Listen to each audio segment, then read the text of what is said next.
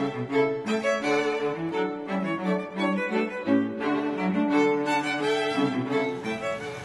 the quest to overcome religious fundamentalism, superstition, intolerance, and suffering.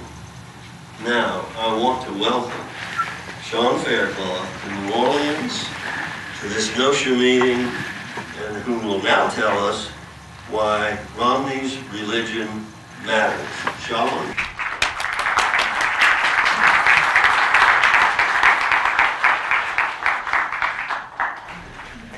I want to thank you very much, Harry, for that introduction, and I want to have your energy this year, much less in coming years. You are a very impressive leader for our movement.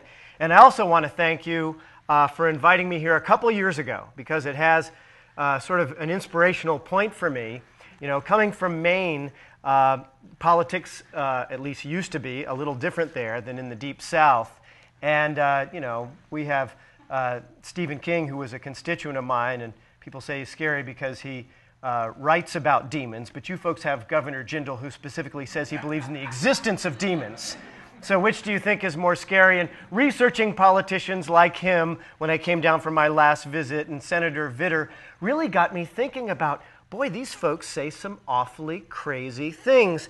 And actually, it became an inspiration for a chapter in my book, The Fundamentalist 50. So thank you, Louisiana, for a tremendous inspiration in that regard, connected with my book. But I am here today to talk about why Romney's religion matters. And I will say that I want you to think of a situation in the past about a Mormon candidate who has a serious level of insider support for a major party nomination for the first time ever. Yet he suffers the indignity of a razor-thin vote against an outsider candidate. The competitor never misses an opportunity, by the way, to grandly trumpet their Christian virtue. Now, you may be thinking about our friends Romney and Santorum back in Iowa, yet John McCain, who endorsed Romney just a couple of weeks ago, made a rather awkward attempt at humor by mimicking a Mormon that he actually really liked, a guy named Mo Udall, who was a Democrat and a serious contender for the presidency in 1976. And McCain, to his credit, would be the first to say that if Mo Udall were to tell the same jokes that McCain was trying to say, Mo Udall would have killed. You see, Mo Udall was the non-android Mormon.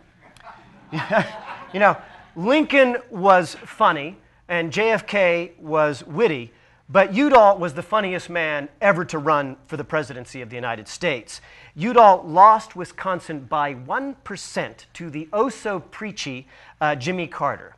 And Mo Udall was everything that his fellow Mormon Mitt Romney is not. Compassionate, visionary, eloquent, and hilarious. Many thought Udall was going to be president of the United States, but it was not to be. Jimmy Carter's campaign had third parties attack Udall for the racism of the Mormon Church. As you may know, until 1978, the Mormon Church expressly barred blacks from leadership roles. Indeed, the racism of Mormon scripture stands in the Mormon Church to this day. The attack on Udall was quite effective among black Democrats, but the attack was unfair. Udall had publicly criticized Mormon racism and stopped participating in the church, as a matter of fact, as a result. Udall was thought likely to win in the Wisconsin primary and thus possibly the nomination, but it was so, in fact, foregone as a conclusion, some thought, that indeed the Milwaukee paper called the race for Udall. But in fact, Carter eked out a victory, and thus he got his Truman over Dewey headline there, a key turning point, which was really the moment when we saw that the first born-again Christian would enter the White House. And here they are together in the White House, Mo Udall and Jimmy Carter. Now, last fall, Christopher Hitchens argued that it was legitimate to criticize Romney based on his religion, noting that Joseph Smith, founder of Mormonism, was a convicted fraud. Bill Keller of the New York Times has sought to legitimize similar religious questions regarding Romney. Penn Jillette, the great atheist magician, recently seemed to be shocked that Romney actually wears magic underwear, assuming Romney follows the Mormon rules. Here we have it. Now there's Marie Osmond. I do not intend any offense, by the way, to Marie Osmond. I kind of had a crush on her when I was a kid, so I wouldn't want to offend her in any way. In Glenn Beck's case, well, all right, maybe I do want to offend him. So be it. But Romney's underwear, you see, albeit strange, is irrelevant. It is irrelevant. Holding Joseph Smith's blatant fraud against Romney isn't any more fair than it would be to hold it against Udall. But Romney's religion should be a factor in this race. It should, but for different reasons. As part of the 2008 presidential candidacy, Romney famously attempted to emulate John Kennedy's 1960 Houston speech about church-state separation. Kennedy said, "I believe in an America where the separation of church and state is absolute, where no religious body seeks to impose its will directly or indirectly upon the general populace or the public acts of its officials." As president, Jack Kennedy kept his word and was the strongest church-state separationist since Madison. Now to Romney. Unlike JFK, the Romney campaign repeatedly asserts that 1, Romney's religious lifestyle would make him a president of good and reliable character, and 2, it is wrong to question Romney's policy views on the basis of religion. Consider some stories the Romney campaign very proudly touts. A managing partner in Romney's Bain capital lost track of a daughter.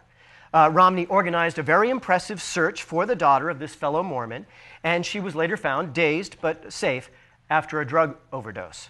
Another, a Bain capital partner, fell ill. Romney went to his bedside.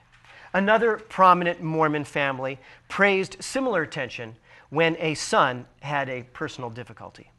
When a reporter challenged Romney's evolution on issues, Romney rapidly responded by trumpeting his religious and personal life. Quote, "I've been married to the same woman for 42 years, and I've been in the same church my entire life." Because of the flagrant extremism of his Republican competitors, the media fails to consider Romney's active use of religion as a shield from valid criticism. Media cognoscenti, including the public radio commentators recently, sigh at how sad it is that Romney's religion is even discussed. Yet it is Romney who brings up religion when it's to Romney's advantage. Another example, Romney had switched to pro-choice when he started running for office in Massachusetts. But later, in 2005, Romney experienced another conversion. Romney sought out Dr. William Hurlbut, a conservative Catholic academic who refers to abortion as, quote, the silent Holocaust. After conversations with Hurlbut, Romney, who we are to believe anyway, concluded that 2005 was, quote, a crucial moment in how we are to regard nascent human life, close quote. Or it could possibly be that it was a crucial moment when Romney was seeking religious rights support for his 2008 presidential nomination. The science hadn't changed a bit, but Romney, we are to believe, at age 58, is suddenly inspired to rely on someone with an express religious viewpoint for Romney's most recent definition of human life. Also, you may remember when Romney attacked President Obama for the fictional apology tour. You may have heard it's completely made up, but he accused President Obama of apologizing for America around the world. And in that false attack, he said, and I quote, "God did not create this country to be a nation of followers. America must lead the world." Now, I actually happen to agree with Romney that America should lead the world. But but I would hope the basis for that leadership should be protection of individual rights and protection of minority rights, which are concepts which we came to bring forward in this country. But that may not necessarily be the values that Romney holds. In fact, the conservative columnist Michael Gerson makes a good case for why religious conservatives should be quite pleased with Mr. Romney, arguing that Romney was a hypocrite when it was politically helpful back in Massachusetts, but that Romney's true feelings are aligned with the religious right. As Gerson puts it, quote, "Is it really reasonable to assume that a former Mormon bishop deep down is culturally liberal?" Strong evidence supports Gerson. Mormonism is a big part of Romney's life. Romney's values, Mormon values, yes, but really his values embody something much larger, as I'll get to, that has to do with trends of religion in America in general. But let's look back at Mormonism in his life as a starting point. Here's a picture of Romney in 1966 supporting the Vietnam draft. Now, Romney, of course, didn't go himself to Vietnam. Romney went to Mormon mission in France and actually talks about the hardships that he experienced there. I'm not quite sure that the hardships were quite the same as his contemporaries were experiencing in Southeast Asia, but he talks about the rough duty in the jungles of Bordeaux and at the palace-like accommodations at Mormon headquarters in Paris. And he continued with these Mormon values and rose to be the bishop in his area in New England. And I want to give you 3 examples of Bishop Romney's values. In one case, a pregnant Mormon woman was diagnosed with a dangerous blood clot. Doctors recommended an abortion to protect her life. Bishop Romney got wind of the potential abortion and showed up unannounced to the hospital to sternly warn the woman not to go forward despite the threat to her life. The woman said Romney had many winning qualities, but, quote, "At the time, he was blind to me as a human being." 2, when another woman founded a Mormon feminist magazine, Romney encouraged male friends to instruct their wives not to participate in the magazine, which had not been pre-approved by the all-male church hierarchy. Romney made clear he didn't want the women behind the publication holding meetings on church property. 3, when a working single Mormon woman became pregnant, the woman considered the factors and she decided that she was going to keep her baby. Romney called her to his house and pushed her to put the baby up for adoption to a Mormon couple. In 1978, Romney was an up-and-coming, well-established businessman with a Harvard MBA and a law degree. Romney says that when the church changed its prohibition on black clergy in 1978, he cried. Touching, but unlike Mo Udall, and unlike a number of brave young Mormons who spoke out, Romney never took a principled public stand against Mormon racism when the chips were down.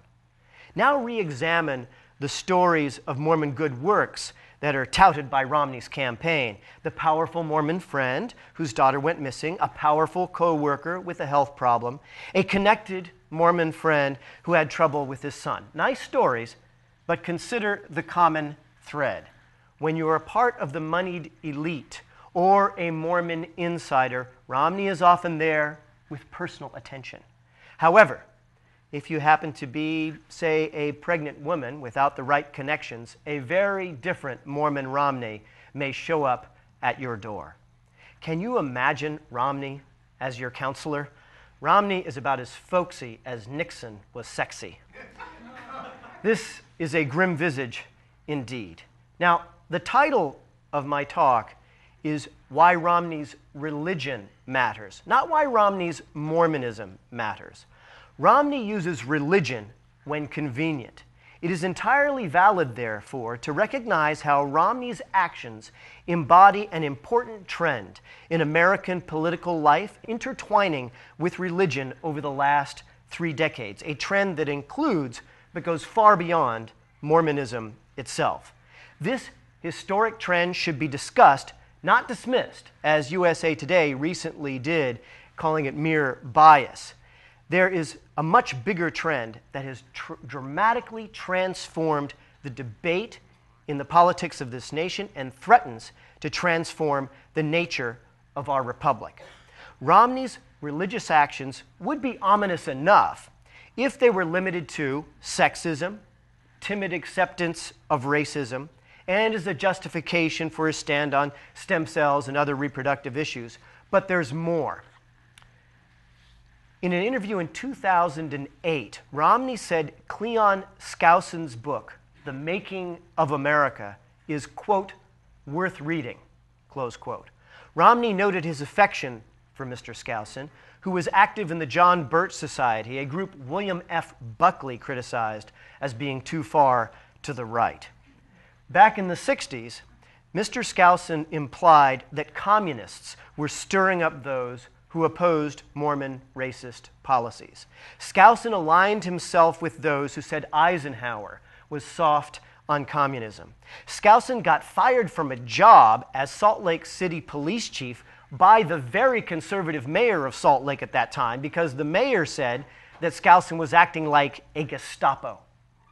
Skousen's book, the one Romney said is worth reading, refers to black children as pickaninnies and describes slave owners as the worst victims of slavery.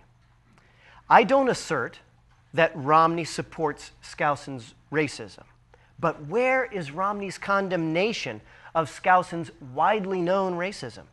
We do know that Romney expresses affection expressly for Skousen and touts his book. Romney's praise of Skousen embodies an important trend on the religious and political right. And Romney's fellow Mormon, Glenn Beck, is certainly someone who is moved by Skousen. There he is. The tears of a clown, if you will, from our friend. But before we laugh too much at Glenn Beck, he has taken Skousen's book and turned them into something of an industry within Tea Party land. But the roots of Mr. Skousen go back to the Reagan years in national politics. In 1980, the Reagan administration invited Skousen to participate in their Council for National Policy, a think tank that brought together leading religious conservatives in the United States, Reagan's unofficial brain trust, if you will. As reported recently, quote, as at the council, Skousen distinguished himself by becoming an early proponent of privatizing Social Security. Skousen allied himself with other evangelical church leaders, thus in aligning the Latter-day Saints with an increasingly religious GOP. Privatizing Social Security, aligning the LDS with fundamentalist Protestants, Glenn Beck rightly touts the historic importance of Skousen, not because Skousen speaks any truth, but because of Skousen's real and important influence. A Harper's Magazine piece recently described this Mormon economic philosophy, noting that the saying about a camel going through the needle's eye before a rich man enters heaven is not Skousen's philosophy and not Mormon scripture, which ties wealth and virtue. I write in my book about the so-called prosperity gospel of Joel Osteen and other evangelical preachers who, like Mormons, view wealth as an affirmation of God's blessing. Mormonism finds Keynesian economics repugnant, despite overwhelming evidence that Keynes was right. The Harper's article ties the raging debate over previously routine debt ceiling increases to the confluence of fundamentalist Protestant and Mormon economic ideology. The fact that raising the debt ceiling constitutes wise policy and intelligent economic policy impedes the religious ideology not one bit. Romney relentlessly decries deficits and debt and does so in moral terms, despite the overwhelming consensus among economists that his view is wrong and harmful to the average citizen. Romney, consistent with modern conservative orthodoxy today, also calls for a form of privatization of Social Security, not an Eisenhower idea. The Romney campaign and his family constantly label Romney as cheap, touting this is proof of his moral character, along with his unbroken chain of religiosity. His sons frequently tell the story that Romney once had his kids work with him to build a fence in their front yard to block traffic noise rather than hire the task out. Now, sure, Romney's cheap if you consider quadrupling the size of this $12 million home in upscale La Jolla cheap.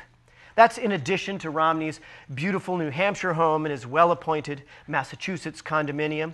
Now listen, as far as I'm concerned, I don't begrudge a rich man having a mansion or two or three. It doesn't bother me at all. But the fact that his family adamantly touts Mormon virtue as being cheap is a half-truth.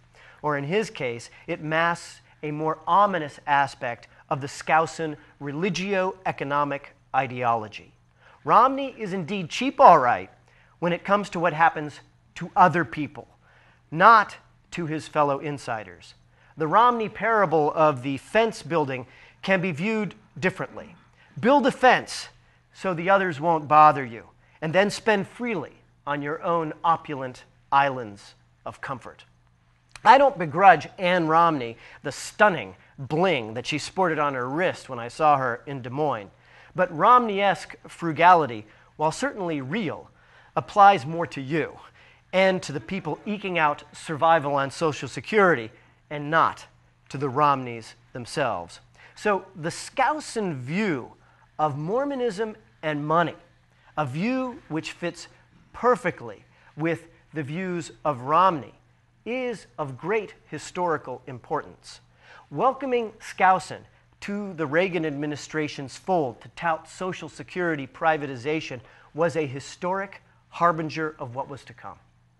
Mormonism is big. It's big in terms of money and outsized cultural impact, but it's its connection with Mormonism to larger trends that's of even greater concern.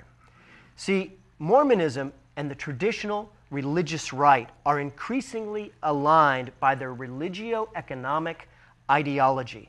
The Family Research Council, designed to effect policy change, is funded to the tune of millions, hundreds of millions of dollars. The religious right has sophisticated political operatives like Ralph Reed, who are very much aligned with corporate power. These organizations work in tandem, work very well. The Mormons with the religious right Protestants and with the Catholic Church. You saw them working together, for example, on the referendum on marriage in California. Do you remember when Catholic leaders, some of whom used to speak for justice and inclusion? Remember the Catholic leaders who cared about the poor first, about children first, about the oppressed first? Remember those days? But in 2012, this isn't Bobby Kennedy's Catholic Church. That's a grainy image of days gone by. Robert Kennedy's ideals live forever in the hearts of all people who seek justice. But Bobby's ideals no longer course through the clogged moral arteries of the Catholic hierarchy today. No, the Roman Catholic Church is now the Scalia Catholic Church. It is the Gingrich Catholic Church. The increasingly right-wing Catholic Church now embraces the long-standing fundamentalist ploy of crying religious liberty victimhood when seeking tax money so that they can refuse women basic health services. As Justice Scalia's voting record on the Supreme Court confirms, religious conservatives are extremely consistent on this point of doctrine: support corporate power. And this is an area where Mitt Romney has never flipped and never flopped. Romney, no doubt about it, he bends and he twists more than Gumby. But the wiry center remains unbroken. This is the new dominant religious ideology in America, directly tied to the theology of America's dominant religious forces.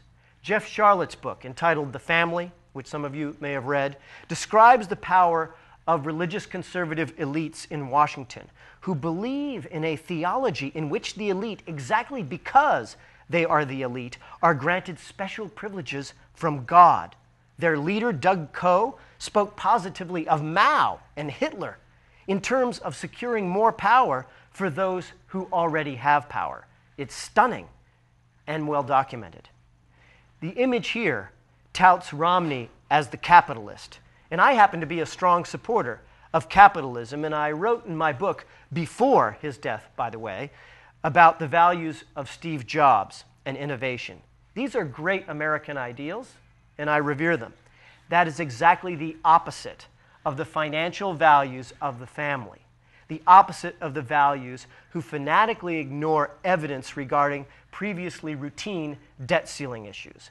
This is about financial beliefs that defy common sense if the goal is to benefit innovation and society as a whole, but make very good sense if the goal is to benefit a moneyed inside group, regardless of the effect on the larger economy.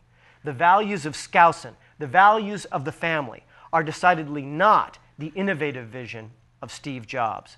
The great magician and atheist Penn Jillette, referencing beliefs by seemingly rational politicians in things like magic underwear and transubstantiation and so forth, he says, quote, "There's a code going on. I need the Rosetta Stone."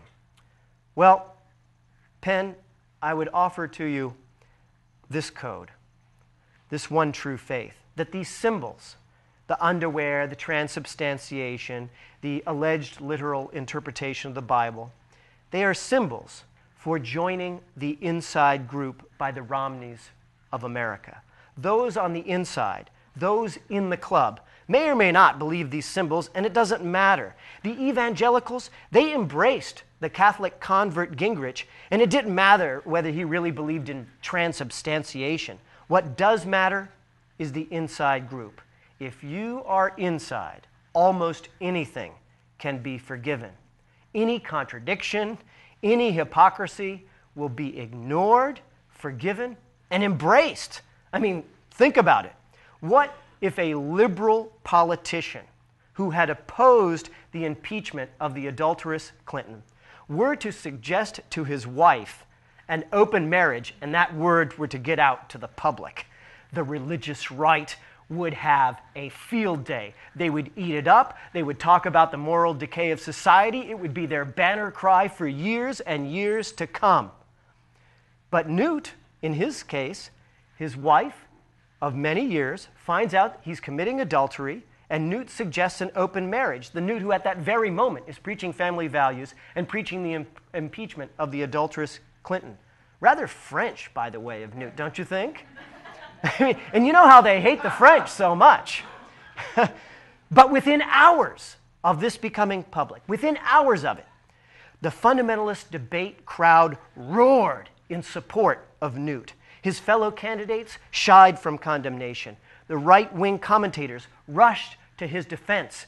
They compared him to King David. They stand by him because the question is, do you endorse the central tenet of the one true faith? If yes, all sins are forgiven.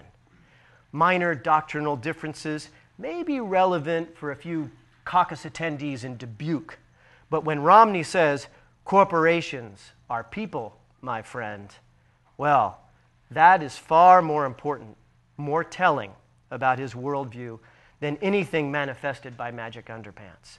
There is nothing in Mitt Romney's entire career that contradicts the sincerity, indeed his deep passion for this one guiding belief. This viewpoint is deeply intertwined with the religious ideology of the Mormon leader Skousen, but also the religious elitism of the family and the religious corporatism of Scalia and people like Ralph Reed. The religious ideology that I describe here has long been successful. I document in my book many laws, state, federal, affecting children, healthcare, women's rights, scientific progress, education, taxes, and many more on the books already today, all of which harm real people and all of which are based on the religious bias in American law. Not someday, not at some time in the future, right now, today on the statute books. Creeping theocracy has made tremendous advances. But atheists and humanists are so busy shaking their fist at some slapped-together Home Depot with a plastic baby Jesus in the town square at Christmas time. Sure, these symbols violate the Constitution when they're on public land, but people are being harmed, sometimes physically harmed, as I describe in my book, by religious bias in American law already, today. In the media, they're too busy covering the horse race and too timid about religion to focus and shine a bright light on the significant successes of the Scalia-Skousen religio-industrial complex. And liberal religionists live under some illusion that religious moderation is even relevant in American discourse today. There are many good people who are religious people in all different religions. But in power politics in America today, it's the combination of right-wing Mormonism, right-wing fundamentalism, and right-wing Catholicism that constitute the new Iron Triangle, the pivotal Holy Trinity, the strongest religious force in American politics today. As attendance in liberal denominations drops, corporate hedge money for the few and fundamentalist theocracy for the many is a very different tune than we shall overcome. There are so many well-intentioned religious Americans, but they need to face the new reality. This isn't 1963, and Dr. King isn't marching on Washington. As a proud, secular American, I extend a hand of friendship to many religious Americans. The type of compassion which Dr. King, Robert Kennedy, and Mo Udall embodied, and which I hope we would all revere to this day, is entirely rejected by the most powerful forces in religion in America today. This profound truth must be faced by American society, not excused and not timidly ignored. The biblical passage about giving to the poor has been neglected and summarily jettisoned in favor of a prosperity gospel that seeks to exclude, not include. There is a harshness, a viciousness to American politics today that the kindly Mo Udall would have found repugnant. And that viciousness is deeply intertwined with the direction religion has taken in this country. And please don't make the mistake of thinking that if Romney doesn't get the nomination, or if Newt doesn't get the nomination, or if one of them doesn't win the presidency in November, that the problem is solved. If you think that, then you're missing the critical point here. Mitt Romney is simply an epitome of the problem, but he is not the central problem. The problem is already in power, in your state legislature, in many of your governor's mansions throughout the United States, in our court systems, and certainly in the United States Congress. Rising theocracy. Beware the religio-industrial complex. Sophisticated, well-funded, hostile to the ideals of separation of church and state held by Jefferson, and deeply enmeshed with corporate power and elites. This is Romney's ideology, powerful and a successful ethic for him. Romney is only the most prominent, but there are hundreds of current office holders who support this agenda and have already taken many successful steps toward realization of that agenda, corroding the heritage of Jefferson and Madison and the founders. The religious right will unite behind a Mormon nominee, Romney, or a Catholic nominee, Gingrich, because they embody the deepest values of this religio-industrial complex. Corporations are people, my friend, and this complex is hungry and must be served. Mitt Romney is simply one bishop in this faith, and he is eager to accept that wealthy hand that brings him up, and then to pull up the ladder behind him, and then to put up a fence so the riffraff does not sully their well-appointed lawns. This is Romney's one defining faith. It is his very soul. The plastic man cometh. And whether or not he wins this presidency, what he does and the people who follow him does is transforming this country in legislatures, in the courts, and in Congress as we speak. It is up to us. It is up to secular Americans to speak out. People like Bill Gates, Brad Pitt, George Clooney, Jodie Foster, Steve Wozniak, Warren Buffett. We secular Americans must openly and proudly ring the alarm bells as secular Americans. The time is long overdue for secular Americans to organize with the goal of protecting our nation from the religio-industrial complex. At the Richard Dawkins Foundation, we offer a specific vision of a secular America and a specific strategic plan for a secular America. A secular government that welcomes and includes religious and non-religious people alike into an American republic, as Jack Kennedy said a half-century ago, that keeps the separation of church and state, in his words, absolute. It is organizing for that cause to which I am devoting my life. I've spent 20 years involved in politics, 10 years in elective office myself. I've lobbied, I've organized, and I am ready to work with you. But I need each and every one of you to make a commitment that you will be involved in the secular cause, that you will be involved at this time of maximum danger for this republic, for the individual liberties of this republic, to say that we shall speak out and make common cause here in this state and every state of the Union to transform this country, or we may lose the republic we so love. Thank you very much.